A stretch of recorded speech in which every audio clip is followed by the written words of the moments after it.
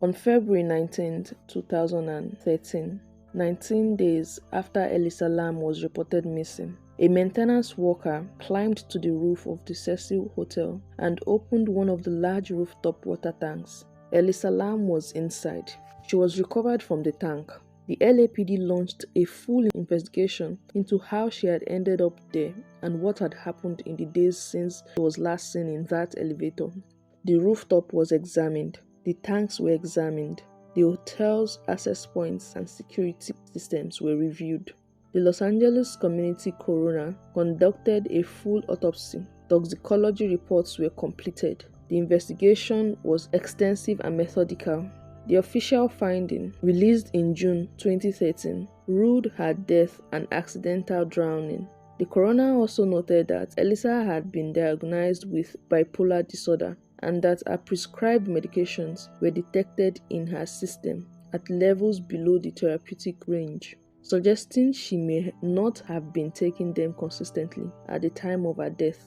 The LAPD concluded that no foul play had been involved. No evidence of another person's involvement was found on the rooftop or in the tank. The manner of how she accessed the tank, which required climbing, was noted but not considered inconsistent with the overall findings.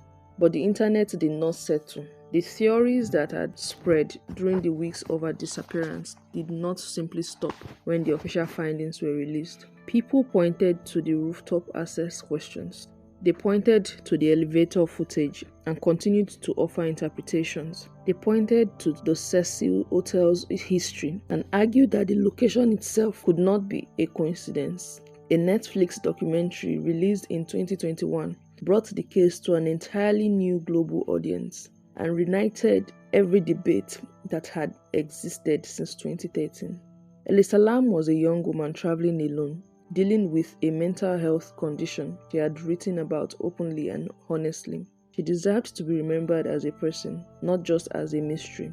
Her blog, her words, her warmth, all of it still exists online. The official investigation is closed. The findings have been recorded, but the conversations have never fully stopped. Years later, people still argue about what really happened inside that hotel. Follow Crimora TV because every story deserves to be told.